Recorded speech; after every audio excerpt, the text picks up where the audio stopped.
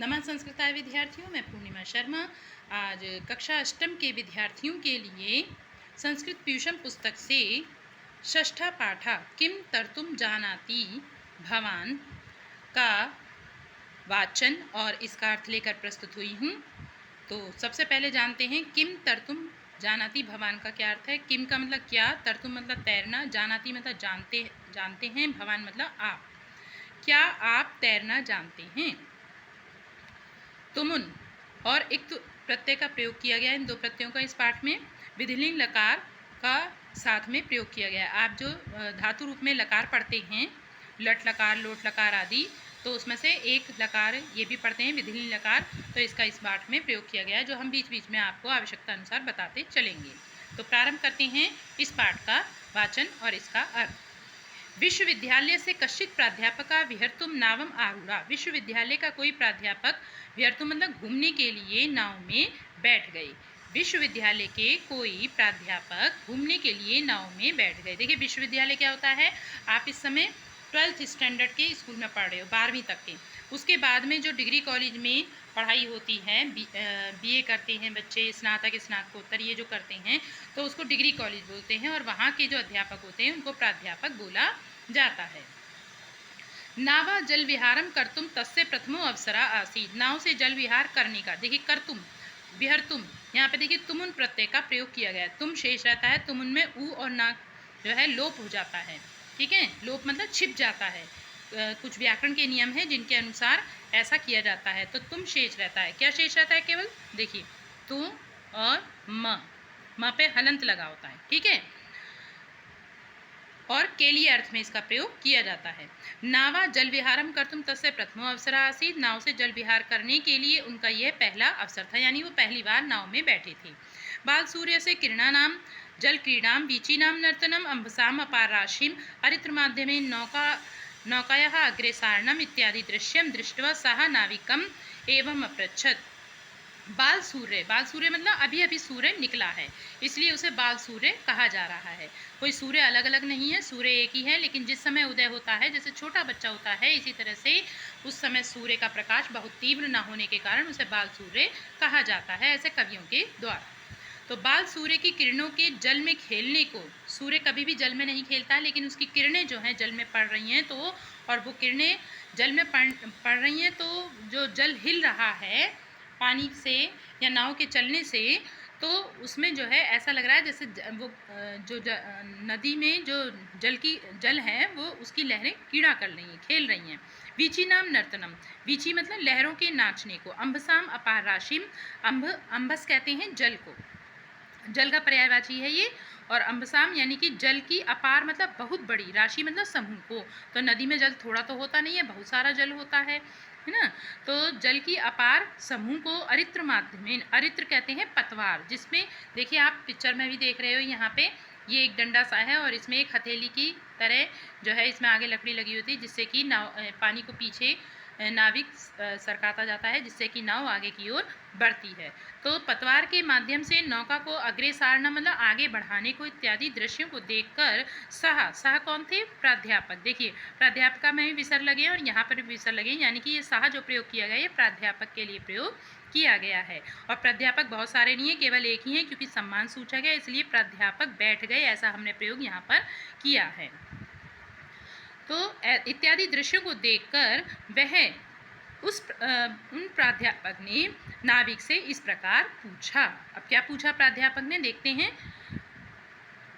प्राध्यापका भो नाविक, प्राध्यापक हे नाविक, किम भवता कदापि गणितम पठितम, क्या आपने कभी गणित पढ़ा।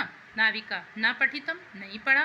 प्राध्यापका किम गणितम पठितुम विद्यालयम न गतवान, क्या गणित पढ़ने के लिए, देखिए यहाँ पर भी तुमुन प्रत्यय लगा है, क्या गणित पढ़ने के लिए विद्यालय नहीं गए। नूनम भवता जीवन से चतुर्थांशा व्यर्थताम गता, निश्चय ही आपने जीवन का चौथा भाग बेकार कर दिया। देखिए ता, ये यहाँ पे इक्त प्रत्यय लगा है, गता ने। अगला है, आगे है भवता रसायन शास्त्रम भौतिक शास्त्रम व पठितम, इससे आपने रसायन शास्त्र अथवा भौतिक शास्त्र पढ़ा है। तो रसायन शास्त्र बच्चों इंग्लिश में इसको बोलते हैं हम केमिस्ट्री। और आपके यहाँ देखिए विद्यालय में लैब भी है इसकी, और भौतिक शास्त्र बोलते हैं फिजिक्स को। ठीक है, तो प्राध्यापक ने क्या पूछा कि आपने रसायन शास्त्र अथवा भौतिक शास्त्र पढ़ा है? तो उन्होंने कहा, क्या कहा नाविक ने?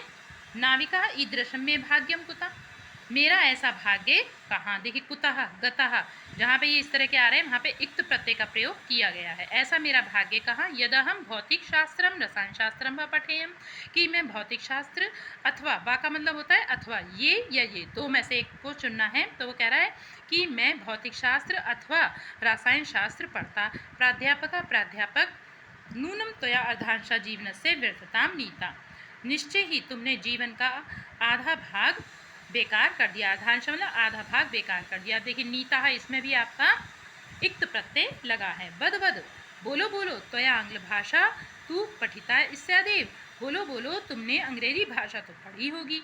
नाविका ग्लानिम अनुभव,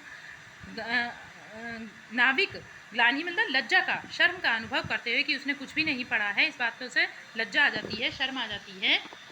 तो लज्जा का अनुभव करते हुए, महाशय ना हम मात्रा पिता व विद्यालय प्रेषिता, हम मतलब मुझे माता अथवा पिता ने विद्यालय नहीं भेजा। कुता पठेय, कहाँ से पढ़ता। प्राध्यापक, देखिए आपके माता पिता आपको पढ़ने के लिए विद्यालय भेजते हैं और इस समय आपकी जो ऑनलाइन कक्षाएं चल रही हैं उसमें भी आप जो है आपके पढ़ने की व्यवस्था करते हैं, तो आपको अवश्य ही इसका लाभ उठाना चाहिए।